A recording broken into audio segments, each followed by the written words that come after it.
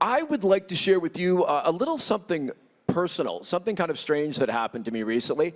I've lived in Hong Kong for 26 years now. I got here 1996, and when you live in Hong Kong for a long time, you notice something that I think is almost unique to this city. There are these birds of prey, raptors. They're called black kites that hover over the city. You can almost always see one somewhere up there riding the thermals, but they're always far away. It's almost like they never land. You never see one up close. You wonder if they just disappear at night and come back in the morning up high in the sky. So about a week ago, we were having a meeting at the 55th floor of IFC2 at the other end of this complex, a meeting at the Hong Kong Monetary Authority offices planning this meeting. And while we were having the meeting, as we were wrapping up, one of these birds, almost mythical birds, the black kite, came and lit outside of our meeting. And he didn't stop and fly away again. Immediately stopped and stayed. Didn't appear to be doing anything, just supervising our proceedings, keeping an eye on us. And it was really special, not just for me, but also for the people who work at the heights of IFC2 at the HK. They said they had never seen anything like this before. It was quite rare and special. And we took it as an omen that this was a sign that Hong Kong is taking off again. So we were quite excited by this. He stayed around so we could all take photos. This black kite was very gracious and bestowed his blessings on us that we were happy to have. Someone who I also know thinks that Hong Kong is taking off yet again is someone who moved to heaven and earth to be here with us today. Heaven and earth and maybe a lot of sand that he kicked out of his shoes on the way in here. We now welcome the Financial Secretary of the Hong Kong Special Administrative Region of the People's Republic of China. Please welcome Mr. Paul Chan.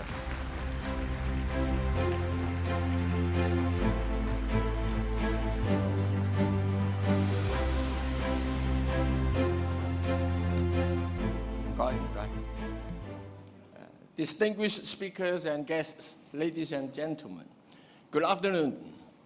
It has been a brimful and hope rewarding day for all of you so far. The rewards will continue with a fine lunch from Eddie in just a few minutes. In the meantime, I'm here to sharpen your appetite for Hong Kong business and investment. Looking to the future, the potential and opportunities of Hong Kong as an IFC is just boundless, thanks to the unique connectivity with the mainland and the world. We are determined to excel in many areas. Among them, our fundraising platforms, our role in renminbi internationalization, the unique connect schemes with the mainland, asset and wealth management, Center for Risk and Corporate Treasury Management, and much more. The list could be long. But to echo this morning's inspiring panel discussions, please allow me to highlight Hong Kong's development in just two areas: green and sustainable finance and fintech. Around the globe, governments have been drawing up action plans to peak greenhouse emission and achieve carbon neutrality, seeking to reach the targets in the Paris Agreement. The mainland has set out its 30-60 dual carbon targets, that is, peaking carbon emissions by 2030 and achieving carbon neutrality by 2060. And in Hong Kong, we set our target to reach carbon neutrality by 2050. Along the global momentum, Hong Kong has this vision: to become a premier center for green and sustainable finance that serves the green transformation in the mainland, the region, and the world. On this, we have much confidence. The National 14th Five-Year Plan supports Hong Kong's development into a green finance center, in particular, Hong Kong's strategic position in the Guangdong, Hong Kong, Macau Greater Bay Area, where green transition is high on demand for this burgeoning 11-city region with a population of 86 million. Adherence to high international standards is also why we have good prospect to succeed. We have reporting and disclosure standards that align with international best practices. We are seeking to adopt a green classification framework along the common ground taxonomy. Green bonds issued in Hong Kong are trusted by global investors. In realizing this vision, we lead by example. We issue government green bonds since 2018. Through the concerted efforts of regulators and the industry, green and sustainable debts issued or arranged in Hong Kong reached more than $56 billion in 2021, 4 times that of the previous year and topped in Asia.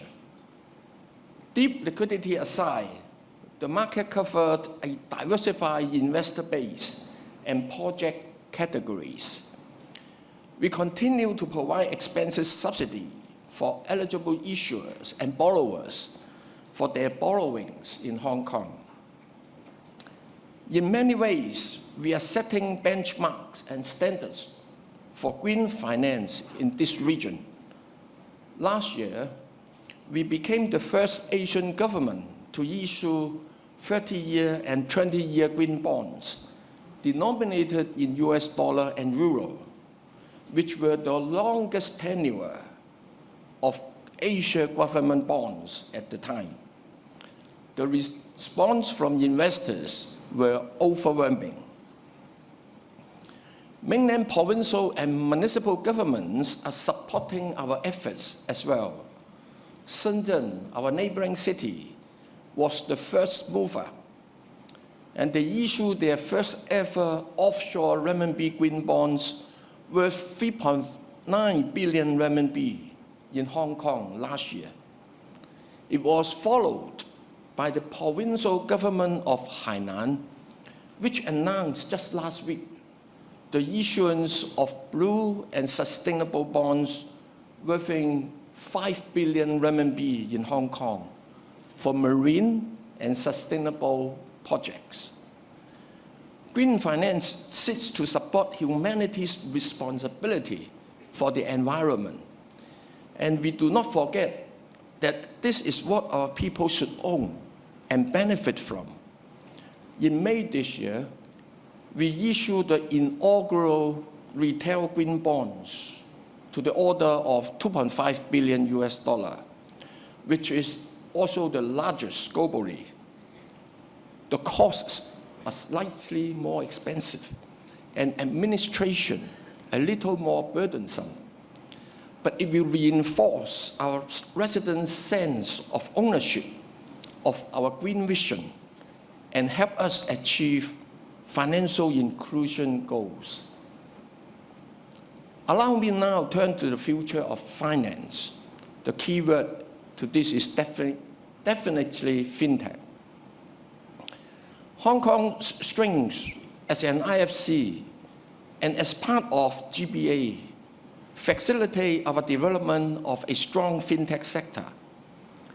We have an extensive presence of top global financial institutions here, providing a complete range of financial services, a deep pool of financial expertise and talents, an internationally recognized regulatory regime, and sophisticated IT infrastructure, etc. Building on this foundation, we have been adopting a multi-pronged approach in fostering fintech development. They include, first, forward-looking and facilitating policies and measures. For example, a FinTech 2025 strategy has been promulgated by the Hong Kong MA to help all banks to go FinTech. Sandboxes of all the financial regulators are linked up to facilitate development of cross-sectoral FinTech solutions. 2, encourage innovation. For example, we issue on Monday a policy statement on virtual assets. We make our policy stance clear to the markets to demonstrate our determination to explore financial innovation together with the global VA community. 3rd, development of essential infrastructure. For example, a faster payment system connecting all bank accounts and electronic wallets for individuals, enabling them to make instant transfer between all these accounts and between individuals. The commercial data interchange allows businesses to share operational data on a consent basis so the banks may make better informed assessments of loan applications, while SMEs may have access to financial services more conveniently. 4th, leveraging on our unique superconnector role to facilitate cross-boundary collaboration in the development and application of FinTech solutions. Cross-boundary supervisory sandbox in the GBA is a recent example. Besides, an online platform will be launched to connect Hong Kong FinTech companies to users, partners, and investors in the mainland, Southeast Asia, and beyond. Meanwhile, the Hong Kong MA is also working with the Bank of International Settlements and 3 peer central banks on the M-Bridge project, exploring the use of CBDC to expedite cross-border trade settlements. 5th, capacity building. We ensure there are facilitating and welcoming policies to attract mainland and overseas talents, while providing subsidized training and education opportunities for our own locals. FinTech qualifications have been established under the qualification framework so as to provide a clear career path to FinTech practitioners. The recent policy address of the Chief Executive has also rolled out even bolder measures to attract talents. The 6th, nurturing the ecosystem. We provide subsidies for firms in their technology adoption, provide incentive for startups and private equity firms to establish here.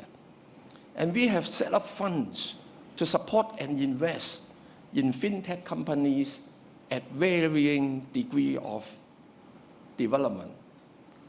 Last year, we rolled out an electronic consumption voucher scheme. As a result, consumer accounts and merchant accounts of the relevant store value facility operators have increased by more than 8 million and 150,000 respectively from the year before. Application of electronic payment has now infiltrated into different businesses and walks of life, from shopping centers to wet markets, from hawkers to taxi drivers. We have come a long way in a short time. 5 years ago, Hong Kong counted no more than 180 FinTech companies. Today, we are home to more than 800 companies. Many of them are founded by entrepreneurs from the mainland, France, the UK, and the other places. We have also nurtured several local unicorns. But we do not stop here. The virtual asset policy statement mentioned earlier sets out our vision, regulations, thoughts on investor protection, and attempts in emerging areas such as NFT tokenization and e-Hong Kong dollar. As an IFC, Hong Kong is open and inclusive towards global innovators. We are working with the financial regulators towards providing a facilitating environment for the sustainable and responsible development of the virtual asset sector in Hong Kong. Ladies and gentlemen, in short, our prospect of green and sustainable finance and of fintech are highly promising. But before I keep you further from your lunch, may I express thanks to the Hong Kong Monetary Authority for organizing this inspiring and thought-provoking summit. My thanks too for your participation, for your unwavering belief in Hong Kong. Thank you very much.